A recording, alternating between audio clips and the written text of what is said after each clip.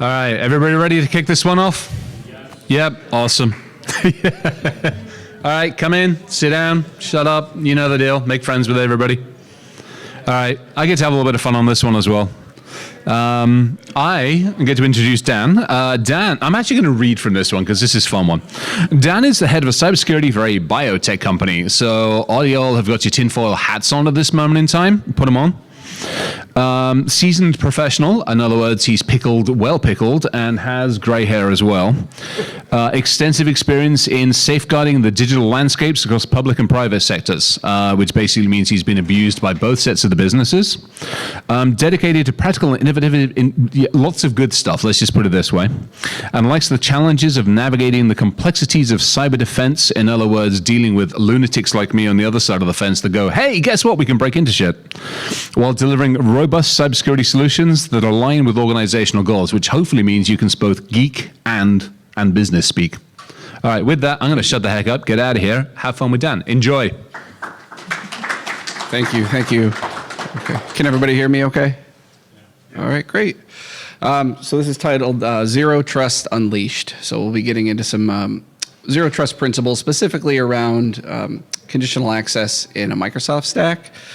I've created this talk in a manner that there should be something in it for everybody, whether you're, let me start my timer here, whether you're new to cyber, you've been around a while, or really regardless of what role you're in, there should be something in here for you.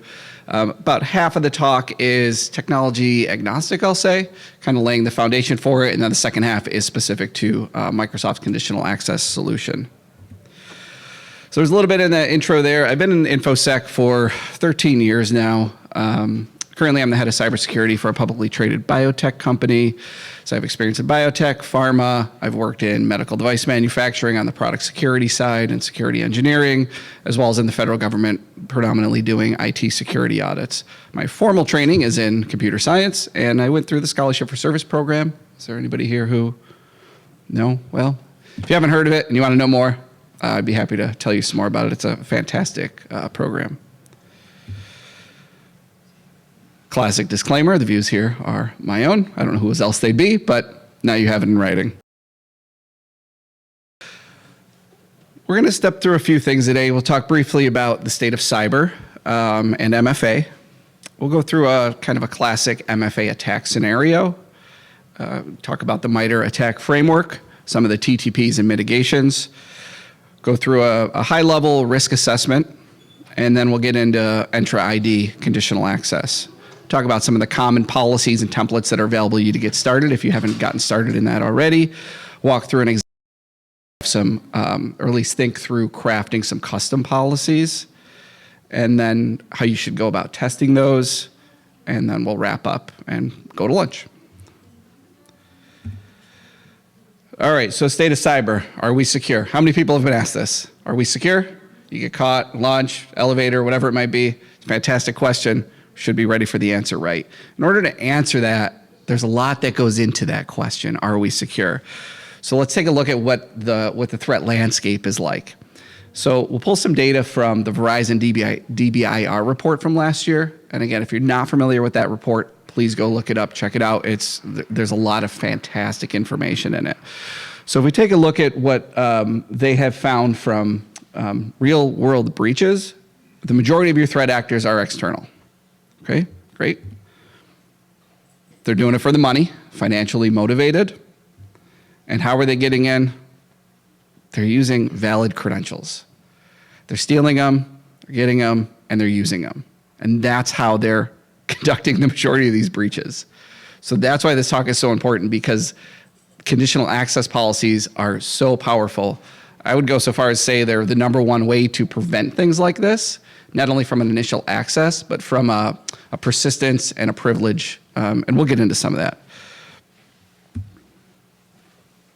But we have MFA, right? So we're protected. Yes, for the most part, you are protected. If you have MFA, that's fantastic, and that will keep you safe from the majority of account compromise scenarios. Some MFAs are susceptible to being phished, and some of the channels that some of them use are actually insecure, or again, susceptible to attacks. In the next slide, I'll talk through a classic scenario of a real-time phishable MFA. So if you are using, they have phish-resistant MFAs now. So if you're using things that use biometrics, certificates with other factors, so smart cards, FIDO tokens, Windows Hello for Business, you're pretty much good to go, as far as we know today, right? If you're not using those, there is some level of susceptibility to attacks that your accounts may be vulnerable to. But again, any MFA is better than no MFA. Go take a look, see what methods you allow. Is that what you expected? Is that what you want? If not, you can sort of tailor those to what you want. It's like, okay, well, how serious is this? Are we really going to be hit? Maybe we're a small business, a medium business. Is this really happening?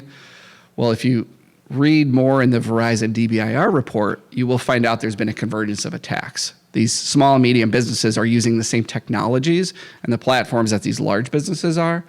So they're getting attacked the same.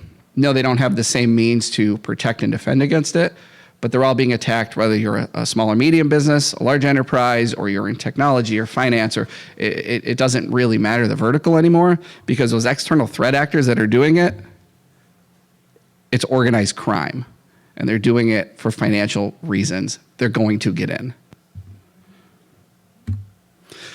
So let's take a look at a classic MFA attack scenario. This image, I did not make this image. I have the source here. I'll share these slides after. You don't have to try to read that. But this comes from a fantastic write-up about using this scenario and how it's a precursor to business email compromise, which is another huge threat that's going on.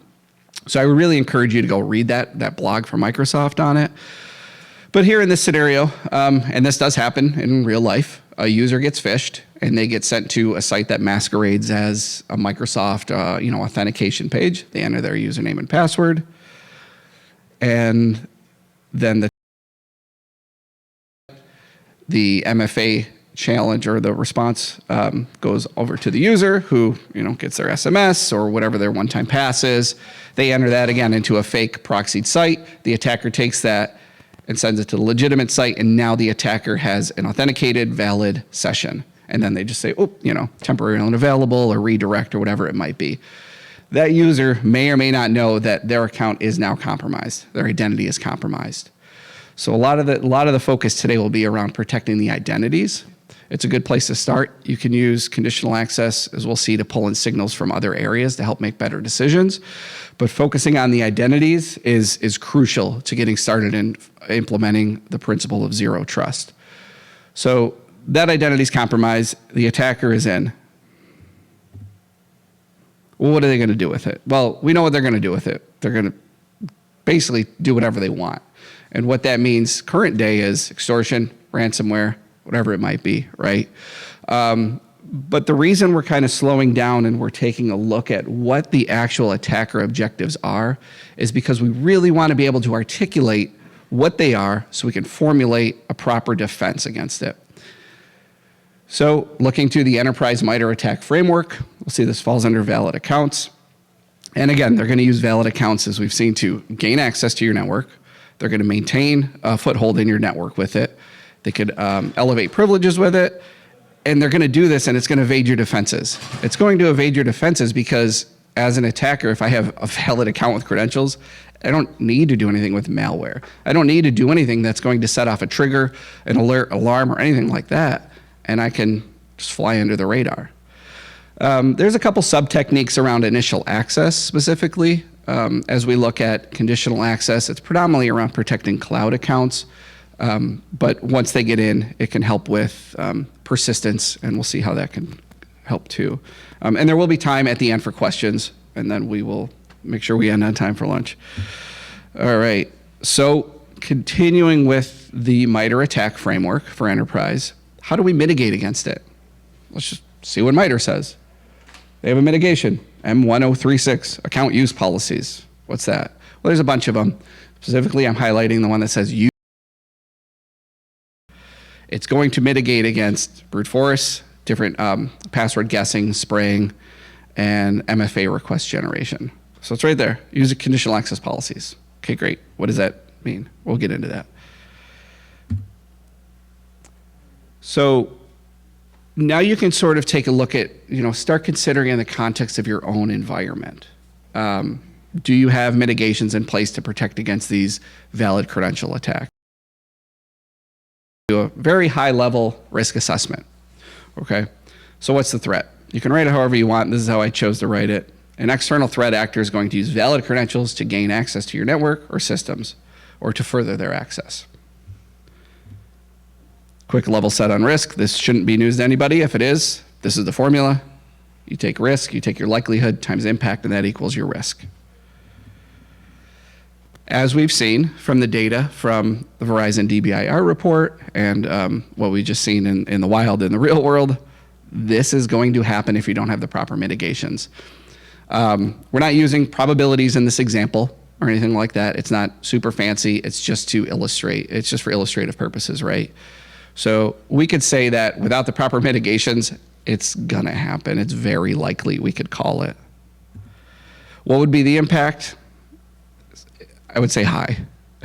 You're not gonna know that this account is compromised until they start exfilling data, or maybe after they exfil data and they start encrypting files or whatever it might be, right? It'll be too late by the time you know. So we'll call the impact as high. And if we take a look at, I just put together a very quick, again, just quick high level risk matrix that you could use. We take likelihood and impact. Those are both 3 and 3. You multiply those, your risk is a 9. Well, what does that mean? Well, in this example, 9 falls into an unacceptable risk. That's unacceptable. Okay, what do we do with that?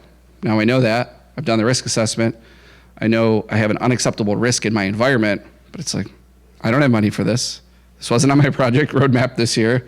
I don't have anybody to do this. That's okay. If you're in that state, you're definitely not alone.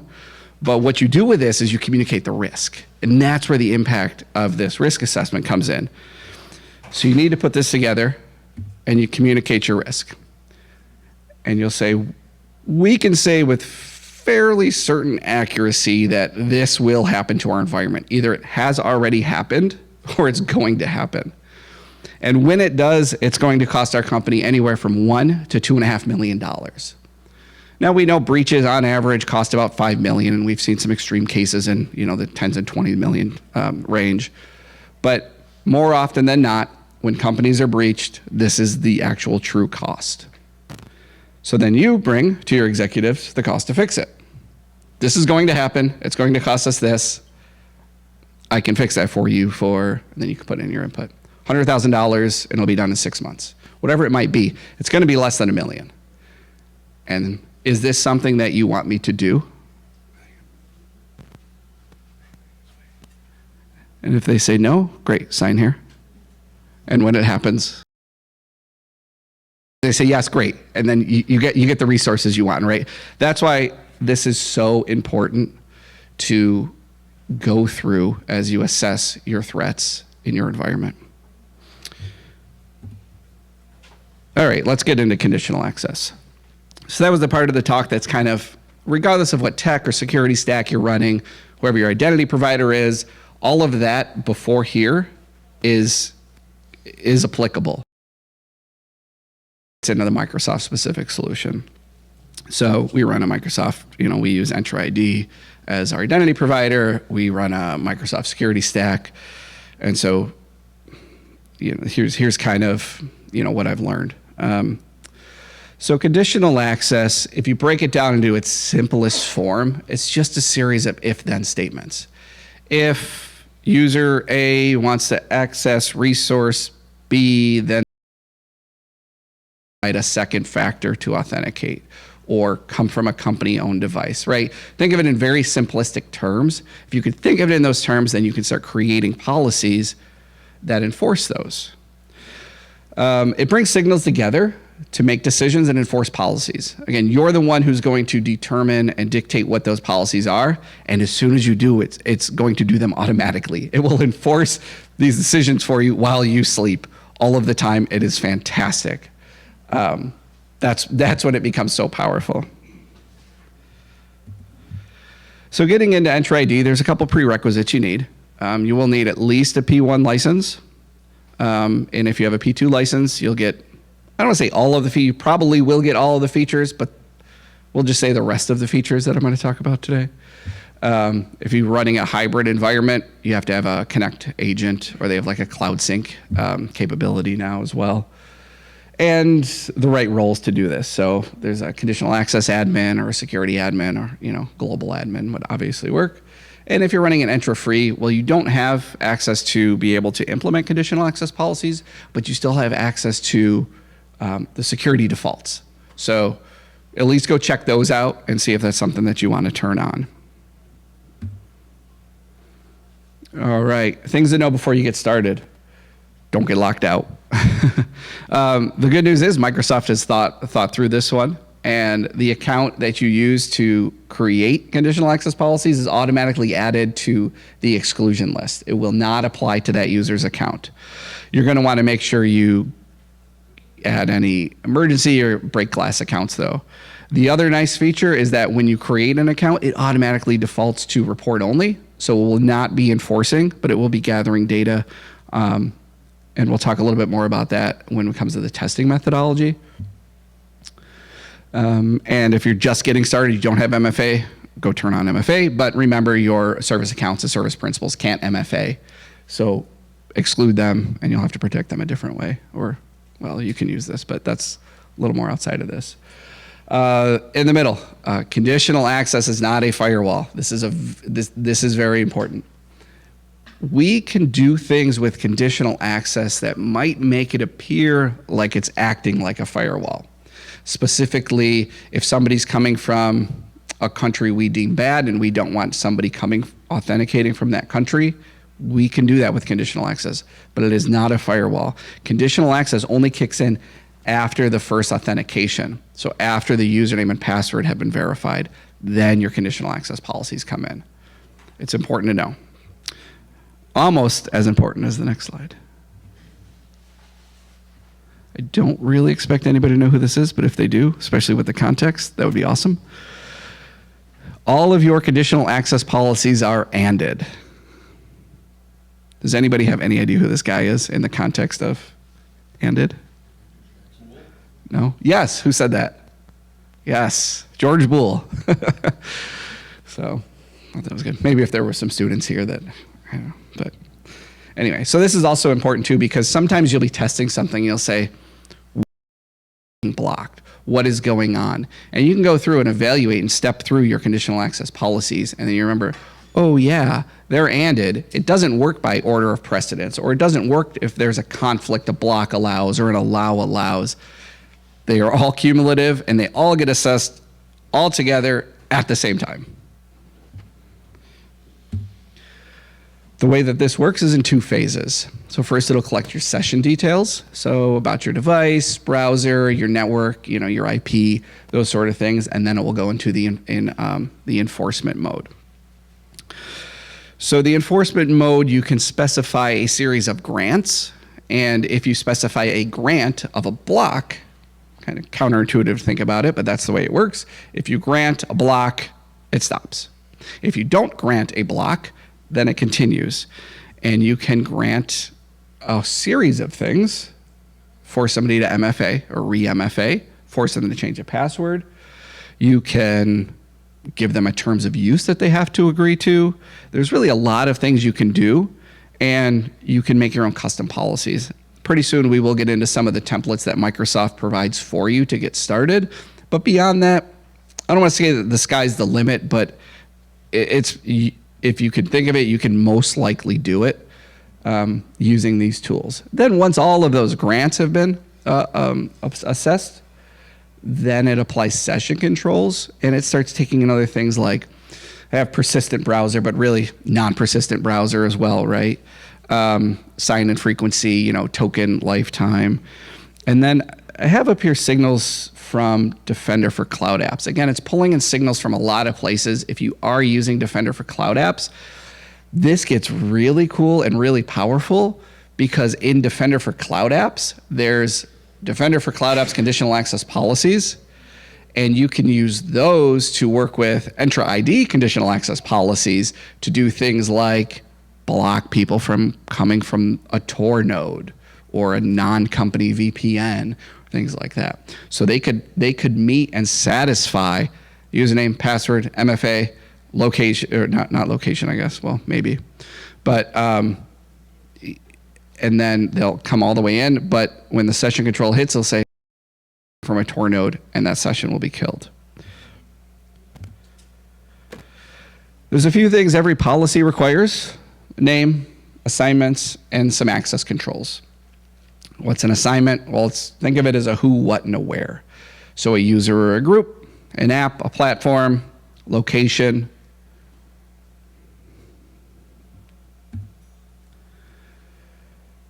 So Microsoft provides, they're up to what, like 17. There were 16. They just had another one in preview around insider risk. But there's 17, depending on your licensing, right? I would think it would vary. Common policy templates that they give you to get started.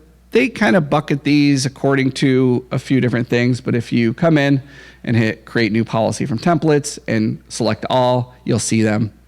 But they have them broken down into some secure foundation, zero trust, remote workforce, all those sort of things. And then you pick your template and you step through it. Yes, this can all be programmed, but the GUI works fine. You know, why make it more complicated? This is very easy to step through. This is a breakdown of every single policy that was in there as of, I'll say today, right? And just kind of mapped across how they see it, whether it's secure foundation, zero trust, remote work, protecting admins, or emerging threats.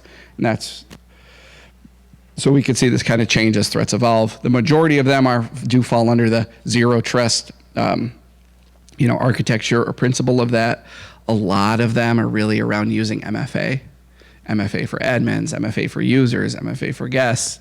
So this is less for you to kind of digest all this now and more to kind of maintain this as a point in time and a reference to come back to without having to go into the Azure or Entra portal, right, and look at it that way. Okay, so we kind of have some flows I put together here for thinking through how you can apply some custom policies.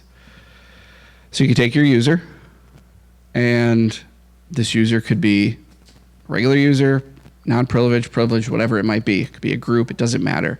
This is just an example of how powerful that this can become and how you can create these different policies for different decisions, or really how to enable how your organization needs to do their work. If you have a P2 license, you can evaluate users' real-time sign-in risk.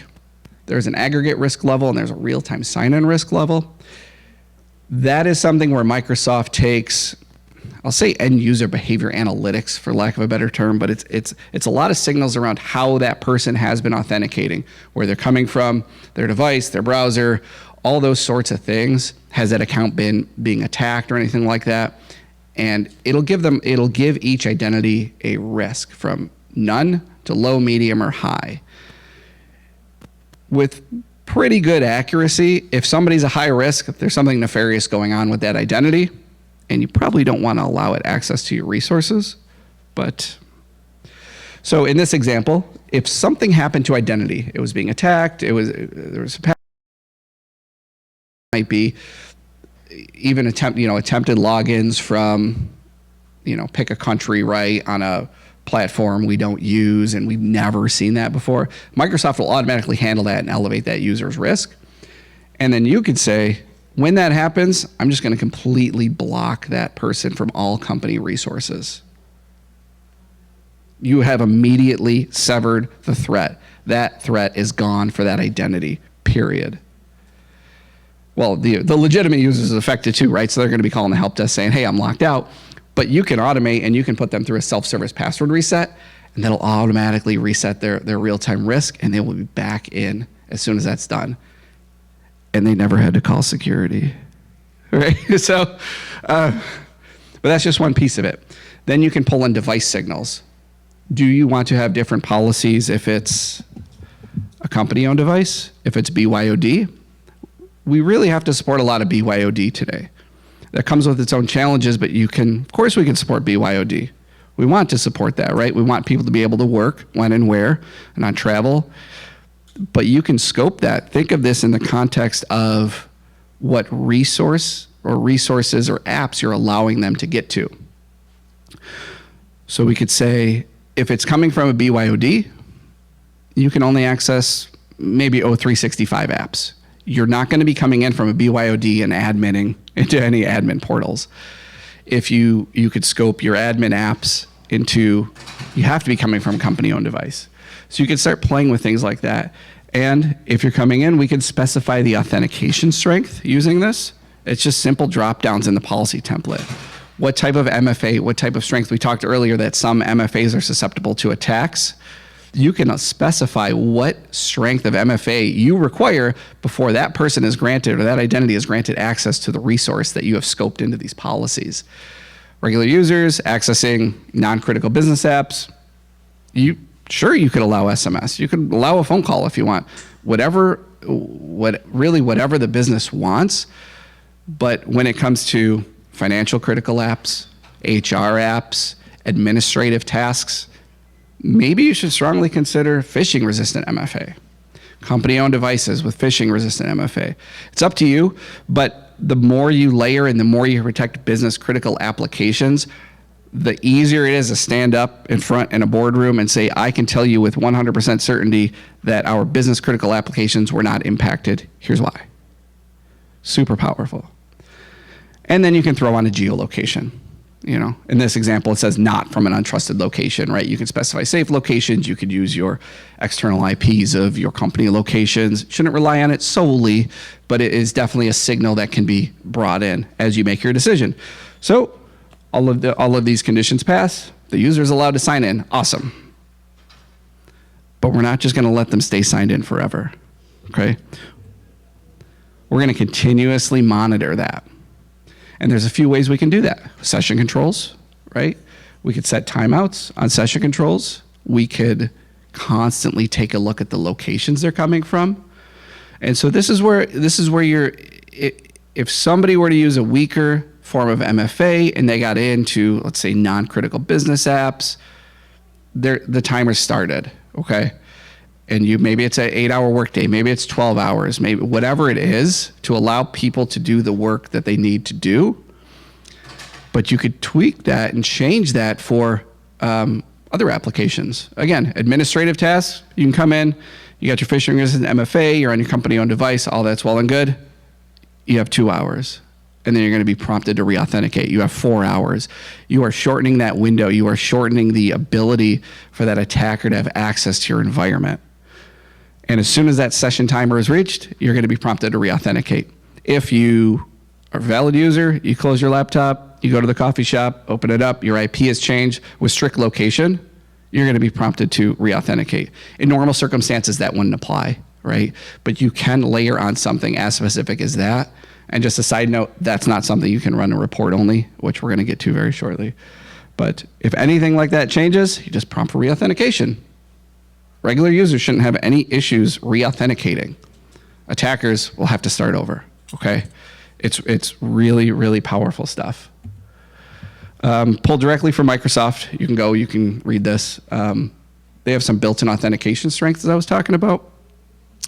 And so you could see how they vary based on the strength.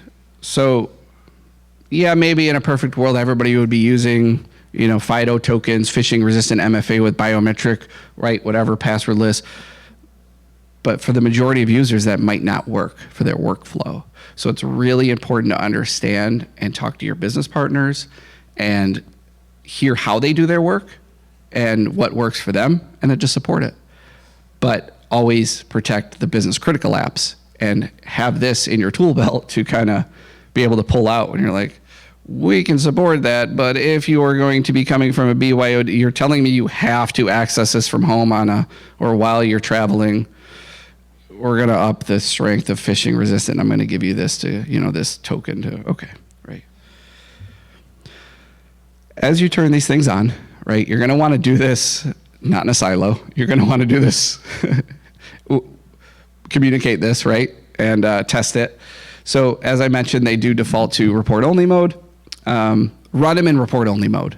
You can run them in report-only mode and you can gather data on what the impact would have been if they were on.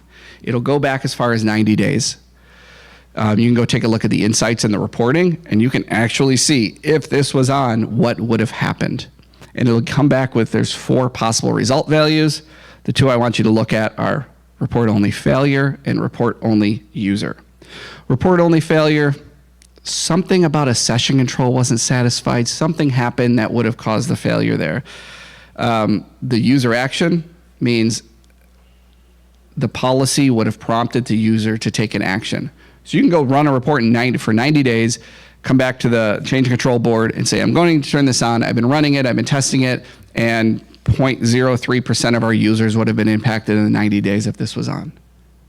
Or you can go look and why was that account impacted? What's that doing? Oh, I didn't realize somebody legitimately works from country, whatever it might be, and you can create another exception policy around that. And now you have no users impacted by a certain policy. So it's just bringing more data to help get your changes through. We're going to start wrapping up here pretty soon, but leave some time for questions. So Microsoft, end of last year, they have something called Secure the Future Initiative. And what this means is they are pushing out Microsoft managed conditional access policies. The article I read said they pushed it to 500,000 tenants, and they will push it to your tenant if you do not already have this protection in there somewhere, okay? They used to run them for 90 days and then turn them on. Now it's for more than 90 days. They say they will send you a message. You'll get some sort of a notification before that goes on. But if you're not aware of that, if you haven't been in there, go in there, check it out. You'll see conditional access policy. There'll be a little tag that says Microsoft Managed. You cannot delete it. You cannot rename it. You can enable it or disable it. So you might see some if you go in there. And these are the 3.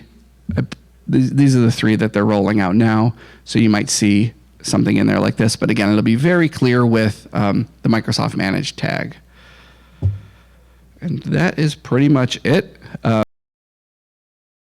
My LinkedIn. If anybody feels trustworthy and wants to scan it, connect with me. That was about it. I'd be happy to take any questions. And I hope you guys enjoyed the presentation. Yes? So you mentioned that the users that enable them will automatically be allowed listed to not get hit with the policy. Do you recommend creating like a break glass shared account to do all these policies so your actual admins are impacted by the security control? Is there a best practice from Microsoft on using a separate administrator account for their day-to-day activities? Is it a pseudo like escalation thing? In a perfect world, you would have your break glass account be the only accepted one, right? In practice, that's probably not realistic. So I don't want to give too much away, but we're not there yet. But yeah, ideally that's the state, right? Is the break glass user just another Microsoft user that you create with username and password and an admin policy? You pay for a license for it even though you don't use it and go about your day?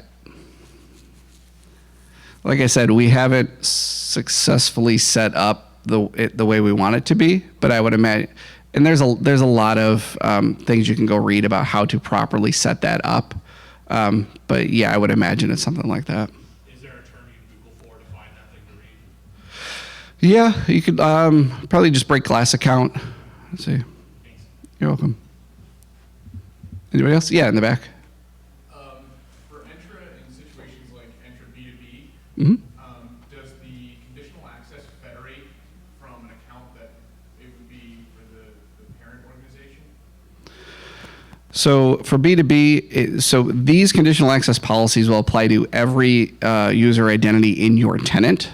So if there is some federated, I know for a fact it'll be anybody in your tenant. So if it is a B2B that way, if that answers your question. Yes? Are there any areas where privileged account management and conditional access intertwine? Where they intertwine.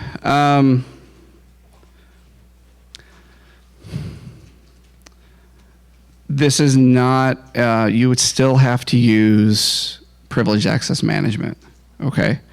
Intertwine, I don't think they would specifically intertwine. You still want to have good, privileged identity or privileged access management. And again, there's nothing stopping you from even overlaying privileged access workstations. So there's nothing stopping you from architecting your identity in a more secure manner and still leveraging these things. It's just supporting how do you work, how do you want to work, and then create your policy to support that. Anybody else? Yes. Talking about BYOD, what kinds of policies would you see in place there? You talked a little bit about, only allowing access to admin portals from organizational devices. Is there anything else that would? Yeah. Yes. So the question was about best practices. So, when it comes to BYOD, you want to scope in kind of what your business is comfortable scoping in, right? Usually it's email, it's the Microsoft suite of apps, those sort of things. When it comes to BYOD, at least from an Intune point of view, you can do what's called app protection policies. And so you can use those app protection policies to wrap that so that the data then becomes containerized within that BYOD. And then you can get as granular as you want, right? They can't take it, they can't copy it, they can't print it, and it kind of just gets shared within the Microsoft ecosystem within their BYOD, if that makes sense. But that's what I would say, app protection policies on a BYOD, and then limit it that way. Sure. Going once, going twice. Okay, great, thank you very much.